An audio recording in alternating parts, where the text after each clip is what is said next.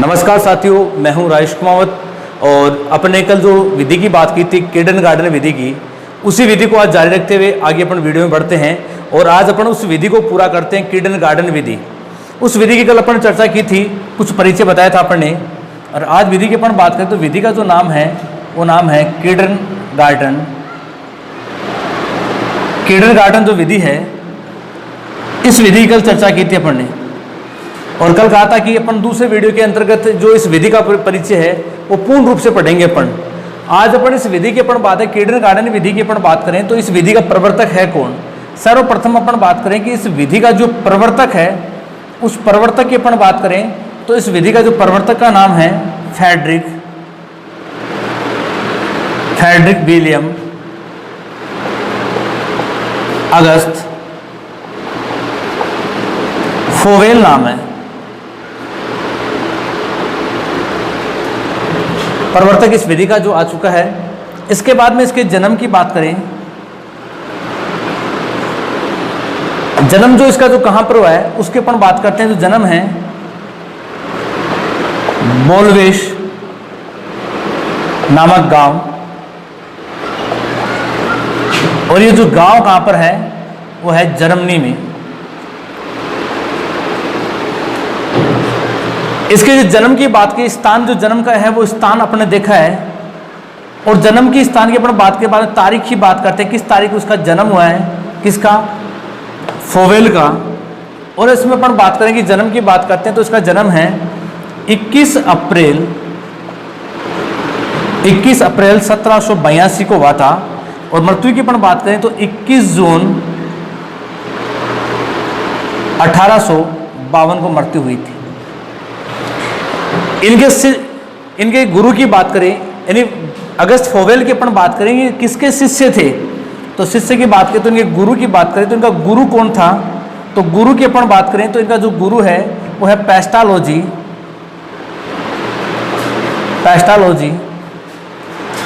की बात करें, जिसने सर्वप्रथम बाल मनोविज्ञान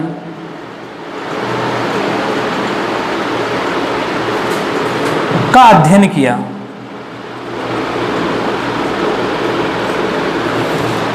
अपन चर्चा करें कि 1808 में पेस्टालोजी के द्वारा प्रथम विद्यालय की स्थापना की गई। प्रश्न एग्जाम में आया हुआ है कि प्रथम विद्यालय की स्थापना है वो कब। अपन बात कर रहे थे कि जो पेस्टालोजी है, और पेस्टालोजी ने प्रथम विद्यालय की स्थापना की थी 1808 में, और इस विद्यालय की अपन बात करें, प्रथम विद्यालय की जो स्थापना की थी, इसी विद्यालय में प्रवेश लिया था किसने, फोवेल ने प्रवेश जो लिया था इस विद्यालय के अंतर्गत 1808 के अंतर्गत। अब अपन चर्चा करते हैं थोड़ा सा फोवेल का, थोड़ा सा इतिहास की बात करें या प्राचीन बात करें कि इसका क्यों प्रभावित था। फोवेल की यदि बात करें कि बाल्यकाल में इसकी माता की मृत्यु हो गई थी, और माता की मृत्यु होने के बाद में बालक अनाथ हो जाता है, और आपको सबको पता है कि जिस बालक की माता नहीं होती है वो बालक फलता फूलता नहीं है। और ये क्या हुआ कि इसके पिताजी ने दूसरी शादी कर ली थी, और दूसरी शादी करने के पश्चात अपन बात करें कि जो फोवेल है वो जंगलों के अंतर्गत चला गया। 10 वर्ष की आयु के अंतर्गत से पहले ये घर छोड़कर और जंगलों की ओर चला गया था। इसके मामा हैं, और मामा ने, यानी फोवेल की बात करें तो इसके मामा हैं फोवेल के, और मामा के द्वारा 10 वर्ष की आयु में इसे विद्यालय भेजा गया। लेकिन इसने, फोवेल ने जो जीवन यापन की बात करें, प्रारंभ के जीवन की बात करें, वो वन के अंतर्गत व्यतीत किया है। और आपको पता है कि बालक में प्रथम बालक जो होता है जिसका अनुकरण करता है बालक, उसी से प्रभावित होता है। अपन इसमें बात करें कि फोवेल की बात करें तो फोवेल एक परिभाषा देता है। फोवेल है वो एक परिभाषा देता है, क्योंकि माँ की मृत्यु हो चुकी थी, फोवेल की माता की मृत्यु हो चुकी थी, तो माता की मृत्यु होने के संदर्भ में परिभाषा निकालता फोवेल क्या देता है कि बालक की प्रथम गुरु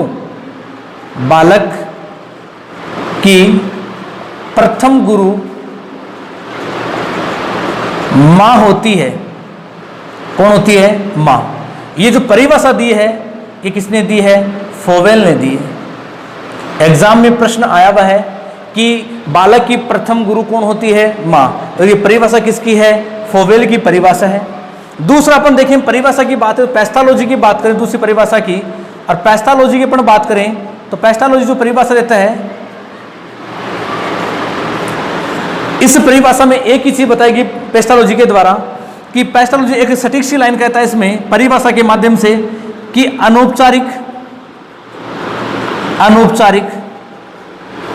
शिक्षा का सर्वोत्तम स्थान परिवार होता है। प्रश्न आपके दिमाग में आ जाना चाहिए, एक परिभाषा आई हुई है कि अनौपचारिक शिक्षा का सर्वोत्तम जो स्थान है वो कौन सा होता है? परिवार होता है। एक औपचारिक शिक्षा, एक होती है अनौपचारिक शिक्षा। औपचारिक शिक्षा जो होती है वो संकुचित होती है, औपचारिक शिक्षा होती है संकुचित होती है, और अनौपचारिक शिक्षा क्या होती है? व्यापक होती है, जो जीवन पर्यंत चलती है, जीवन के प्रत्येक मोड में काम आने वाली शिक्षा होती है। कौन सी? अनौपचारिक शिक्षा की बात की जाती है। औपचारिक शिक्षा क्या होती है? एक आयु तक, एक निश्चित समय तक ग्रहण की जाती है। लेकिन अनौपचारिक शिक्षा जो क्या होती है कि जीवन पर्यंत चलती है और सतत एवं लगातार चलती है, व्यापक रूप की बात की जाती है। इसमें अपन दो परिभाषा देख ली, फोवेल की और एक देखिए आपने पैस्थोलॉजी की। अब इसमें अपन बात करें सिद्धांत की, अपन बात करें तो इसमें आप जो इसको लिखना चाहते हैं वो लिख लेना। इसमें अपन आगे चलते हैं इस विधि के अंतर्गत, और आगे अपन बात करें इस विधि में तो आगे अपन देखें कि जो इसमें इसने क्या प्रयोग किया, किससे प्रभावित हुआ। तो अपन फोवेल की चर्चा की बात करते हैं कि फोवेल किससे प्रभावित है, उनके बारे में अब आगे बात करेंगे। अपन देखते हैं कि इस विधि के अंतर्गत खेल शब्द का प्रयोग किया गया है कि सर्वप्रथम खेल का जो प्रयोग विधि में किया गया, खेल के माध्यम से सिखाने की बात की जाती है, वो विधि अपनी कौन सी है? किंडरगार्टन विधि है। इसमें अपन यदि बात करें कि जो बालक है उन बालकों की बात की जाती है। जैसे अपन मैं कहूँ कि एक विद्यालय का मैदान है, इसने जो माध्यम जो बनाए हैं उस माध्यम की अपन बात करें कि माध्यम जब भी अपन बात की जाती है कि माध्यम में इसने बनाया है कि पौधों के रूप में बात की इसने, और अपन यदि मान लिया जाए कि पौधा है, ये पौधा है, पौधे की जब भी बात करते हैं, इसको जब भी वृक्ष को बड़े करने की बात की जाती है तो इसके लिए पौधे की आवश्यकता होती है माली की। और अपन इस विद्यालय की बात करें और विद्यालय को चलाने के लिए आवश्यकता होती है किसकी? शिक्षक आवश्यक है, और पौधे के लिए किसकी आवश्यकता होती है? मालिक की।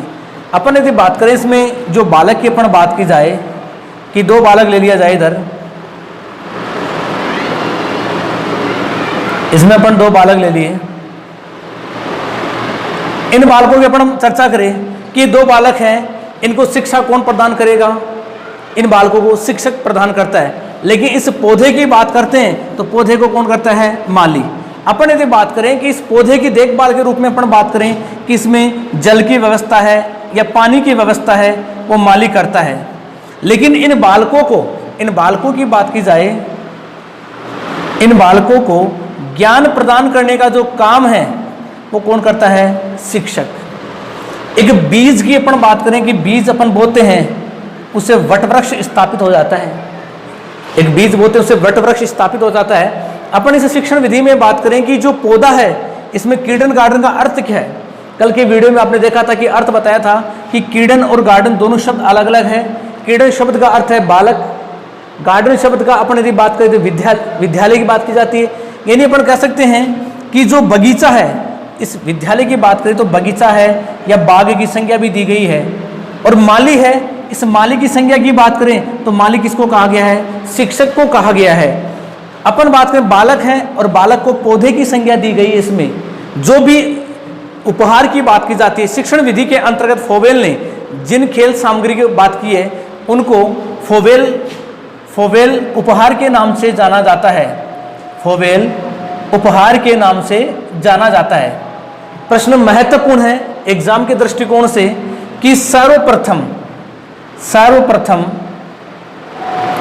सहायक सामग्री का प्रयोग, सर्वप्रथम सहायक सामग्री का प्रयोग किस शिक्षण विधि में किया गया था, या सर्वप्रथम सहायक सामग्री जो प्रयोग किया गया है वो प्रयोग किया गया किस विधि में? किंडरगार्टन विधि के अंतर्गत। आगे अपन बात कर रहे थे कि सर्वप्रथम सहायक सामग्री जो प्रयोग किया गया है वो विधि कौन सी है, यानी सहायक सामग्री जो प्रयोग लिया शिक्षण विधि के अंतर्गत वो व्यक्ति कौन है, फोवेल है। किस विधि पे प्रयोग किया गया है, किंडरगार्टन विधि के अंतर्गत प्रयोग किया गया है। अपन फोवेल की बात करें तो फोवेल क्या है कि जो शिक्षा दी जाती है या शिक्षण करवाया जाता है वो शिक्षण कितनी पारी में होना चाहिए, 2 पारी के अंतर्गत। 2 पारी की अपन बात करें तो प्रथम पारी की अपन बात करते हैं। यदि मैं कहूं कि 2 पारी की जब बात की जा रही है तो 2 पारी में क्या किया जाएगा, प्रथम पारी की अपन बात करें तो प्रथम पारी में होता क्या है। प्रथम पारी इसने बताया है कि प्रथम पारी है, उस प्रथम पारी में शिक्षा प्रदान की जाए,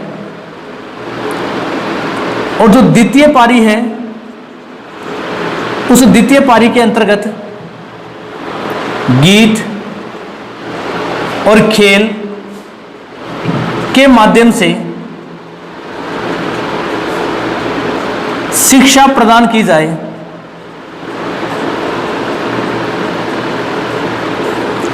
अपन देख रहे हैं कि खेल और गीत की बात की जाती है, खेल के माध्यम से, गीत के माध्यम से। तो अपन कह सकते हैं कि जो बालक होता है और बालक का ज्ञानात्मक, भावात्मक और तीसरा अपन आता है कि क्रियात्मक विकास होता है बालक का खेल के माध्यम से, गीत के माध्यम से। यानी खेल के माध्यम से बालक को सिखाना, खेल विधि अलग है लेकिन खेल के माध्यम से सिखाने पर बल जो दिया है वो किसने दिया है, फोवेल ने दिया है। इसी संदर्भ में क्या किया इसने, सीखने के बारे में सिद्धांत बताए हैं, और सिद्धांत की अपन बात की जाती है कि फोवेल के द्वारा 3 सिद्धांत बताए गए हैं। पहला सिद्धांत इसमें है कि स्वगति की बात करता है, और दूसरे सिद्धांत की अपन बात करें इसमें तो दूसरा सिद्धांत अपना इसमें आता है कि खेल आता है। तीसरा सिद्धांत इसमें आता है कि एकता की बात की जाती है, कि एकता पर बल दिया है किसने, फोवेल के द्वारा। स्वगति यानी बालक जो होता है वो स्वयं सीखता है खेल के माध्यम से, और एकता यानी समूह के माध्यम एक होकर बालक सीखते हैं। फिर इसमें जो फोवेल ने बताए हैं, और फोवेल की अपन बात करें तो इसने उद्देश्य बताए हैं, और उद्देश्य की बात करें तो उद्देश्य भी 3 बताए हैं फोवेल के द्वारा। और उद्देश्य अपन देखे जाए कि शिक्षण के जो उद्देश्य हैं, और उद्देश्य भी इसने कितने बताए हैं, 3 उद्देश्य की बात की गई है। पहला उद्देश्य इसमें है कि गति, पहला उद्देश्य कौन सा है, गति। दूसरे की बात करें अपन तो गीत, और तीसरे की अपन बात करें तो अपना कौन सा है, रचना। 3 इसने क्या बताए हैं, उद्देश्य, और 3 क्या बताए हैं, सिद्धांत। और कितने पारी की बात की गई है, तो 2 पारी में क्या है, शिक्षा। प्रथम में शिक्षा प्रदान की जाती है, और दूसरे में खेल की बात की गई है, गीत की बात की जाती है। आयु की बात करें, आयु वर्ग की बात की जाए तो आयु वर्ग अपने हैं कि 4 से 8 वर्ष या 6 वर्ष भी बात की जा सकती है इसमें अपन, लेकिन इसमें विशेष जो प्रयोग किया है 4 से 8 वर्ष के बालक के रूप में प्रयोग किया है। ऐसा प्रश्न भी आ सकता है कि अल्प आयु है, और अल्प आयु की बात अपन करें कि अल्प आयु की शिक्षा पर बल देने वाला प्रथम जो व्यक्ति है वो व्यक्ति कौन है, फोवेल है। फोवेल की बात की जाती है। गीत के माध्यम से, खेल के माध्यम से प्रथम शिक्षा प्रदान करने की बात करें वो भी कौन है, फोवेल है। अपन यदि बात करें फोवेल की बात करें, सहायक सामग्री का प्रयोग करने वाला भी कौन है, फोवेल है। विद्यालय के अंतर्गत शिक्षिका का प्रयोग अनिवार्य होना चाहिए, इस पर भी बल कौन देता है, फोवेल देता है। अपन यदि बात करें शिक्षक की जो भूमिका होती है वो पथ प्रदर्शन की होती है, ये बात भी कौन कहता है, फोवेल कहता है।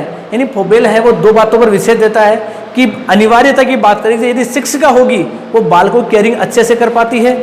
और अपन यदि बात करें फोवेल की, अपन बात करें कि इसने कहा था कि फोवेल कहता है कि विद्यालय के अंतर्गत जो शिक्षक की भूमिका होती है वो पथ प्रदर्शक की होती है, पथ प्रदर्शन करता है, मार्गदर्शन करता है बालकों का। और अपन यदि चर्चा की बात करें इसमें कि विद्यालय के अंतर्गत अध्यापिका की बात की जाती है या महिलाओं की बात की जाती है, उनकी अनिवार्य नियुक्ति की जानी चाहिए। अपन यदि बात करें कि इसमें एक प्रश्न आता है कि किंडरगार्टन विधि है, इसी को एक दूसरा नाम आता है बालवाड़ी, बालवाड़ी के नाम से भी जाना जाता है, यानी बालकों की वाड़ी उसके नाम से भी जाना जाता है। अपन इसमें बात करें कि जो इस विधि है, बालवाड़ी विधि है या किंडरगार्टन विधि है, ये क्या है, ये छात्र आधारित शिक्षण विधि है। कौन सी है, छात्र आधारित शिक्षण विधि है। प्रश्न एग्जाम में ऐसा आ जाए कि किंडरगार्टन विधि है वो शिक्षक आधारित है या छात्र आधारित है, तो प्रश्न अपना कौन सा होना चाहिए कि छात्र आधारित क्या है, शिक्षण विधि है। कौन सी, किंडरगार्टन विधि की बात करें। अब इसमें अपन बात करते हैं कि किंडरगार्टन विधि के अंतर्गत कुछ और बातें करें तो उसमें आता है अपना कि इसने कौन सा विद्यालय स्थापित किया, कहाँ पे स्थापित किया, इसकी अपन बात करें। देखा जाता है कि फोवेल ने विद्यालय की बात करें तो सबसे पहले इसने 1835 में एक प्रयोग किया था, सर्वप्रथम प्रयोग किया था अनाथालय पर। अनाथालय पर प्रयोग किया था और उसका जो नाम है ब्रगडोफ है, उसका नाम ब्रगडोफ है उसका नाम। इस अनाथालय पर सर्वप्रथम प्रयोग किया था किसने? फोवेल ने प्रयोग किया था। और फोवेल के द्वारा इन छात्रों के ऊपर प्रयोग करके इससे प्रभावित होकर इन्होंने 1837 में विद्यालय की स्थापना की थी। और विद्यालय की अपन बात करें, इस विद्यालय का नामकरण इन्हीं के नाम पर किया गया। कब? 1839 के अंतर्गत। विद्यालय कहां पर खोला गया? ब्लेकनबर्ग में। ब्लेकनबर्ग में विद्यालय खोला गया था और इस विद्यालय का 1839 में किंडरगार्टन क्या नाम रखा गया। इस विधि की अपन बात करें कि इससे प्रभावित होकर 16 विद्यालय और खोले गए हैं। अपन यदि बात करें कि फोवेल ने इससे प्रभावित होकर कितने विद्यालय खोले हैं? 16 विद्यालय और खोले हैं। और 20वीं शताब्दी में इस विधि की क्या होती है? आलोचना होती है, इसमें कुछ कमियां निकाली जाती है और इसके स्थान पर मॉन्टेसरी शिक्षण पद्धति आती है। इस विधि के अंतर्गत 2 पॉइंट और महत्वपूर्ण है। यदि मैं कहूं कि खेल सामग्री है उसको जो मेधा कहा गया है, खेल सामग्री है या प्रोजेक्ट की बात की जाती है, उसको खेल को उपकरण भी कह सकते हैं, खेल सामग्री भी कह सकते हैं, मिट्टी की के खेल सामग्री भी कह सकते हैं, उसको मेधा कहा गया है। और जो सहायक सामग्री है, सहायक सामग्री है, उस सहायक सामग्री को इन्होंने नाम दिया व्यापार का। विशेष प्रश्न है, एक तो मेघा और एक कौन सा है? व्यापार। सहायक सामग्री को किंडरगार्टन विधि में क्या कहा गया है? व्यापार। खेल है, मिट्टी के उपकरण हैं, इनका जो नाम दिया गया वो क्या नाम दिया गया है? मेघा नाम दिया गया है। और ये जो विधि है इसको आनंदमय बनाने के लिए गीत और खेल का सर्वप्रथम प्रयोग किया है। सहायक सामग्री का सर्वप्रथम प्रयोग किए जनक की बात की जाती है, वह कौन है? फोवेल की बात की जाती है।